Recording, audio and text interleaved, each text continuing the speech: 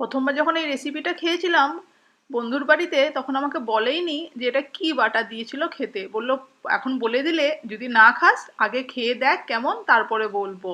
খেয়ে দেখলাম heavy taste হয়েছে, তাই রেসিপিটা তো জানতেই হবে। বাধ্য জিজ্ঞেস করলাম, তখন বলে আগে কেন বলিনি বলতো, কারণ এটা ছিল পটলের খোসা বাটা, যদি না খেতিস তাই জন্য বলিনি। ট্রাই করে দেখলি ভালো লেগেছে, এবার বলে দিলাম, নিজেও ট্রাই করে নিতে পারিস। রেসিপিটা বন্ধুর থেকে শিখে নিয়েছিলাম।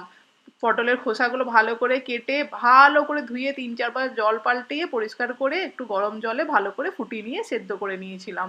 তারপরে দিয়ে দিলাম এর মধ্যে একটু কাঁচা লঙ্কা, সামান্য একটু জল, মিক্সার গ্রাইন্ডারে স্মুথ পেস্ট করে নিয়েছি। এরপরে এখানে একটা কড়াই গরম করতে বসিয়ে তাতে বেশ খানিকটা সর্ষের তেল দিয়ে কয়েকটা শুকনো লঙ্কা ভেজে তুলে সাইডে রেখে দিলাম। এবারে তেলের মধ্যে দিয়ে দিলাম সবার প্রথমে একটু কালো জিরে ফোড়ন, আর তার সঙ্গে দিয়ে দিলাম বেশ খানিকটা রসুন কুচি। রসুনের পরিমাণটা কিন্তু প্রায় 7-8 পিস বড় বড় সাইজের রসুন। 2 মিনিট ভেজে দিয়ে দিলাম বেশ খানিকটা পেঁয়াজ কুচি, একটা মিডিয়াম সাইজের পেঁয়াজ ফাইনলি চপ করে। পেঁয়াজটা রসুনটা বেশ ভালো করে ভাজতে ভাজতে দিয়ে দিলাম সামান্য পরিমাণে একটু নুন, হলুদ গুঁড়ো, একটু চিনি আর একটু লাল লঙ্কার গুঁড়ো।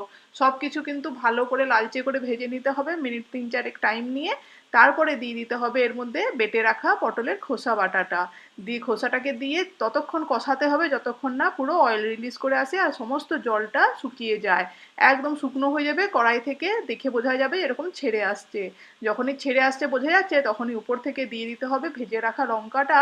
সেটাকে একটু ক্রাশ করে এরকম হাতের সাহায্যে ক্রাশ করে দিলেই আর ভালো করে মিক্স করে দিলেই পটলের খোসা বাটা গরম গরম ভাতের সঙ্গে সার্ভ করার জন্য একদম রেডি। ট্রাই করে আমাকে কমেন্ট করে জানিও কেমন লাগলো।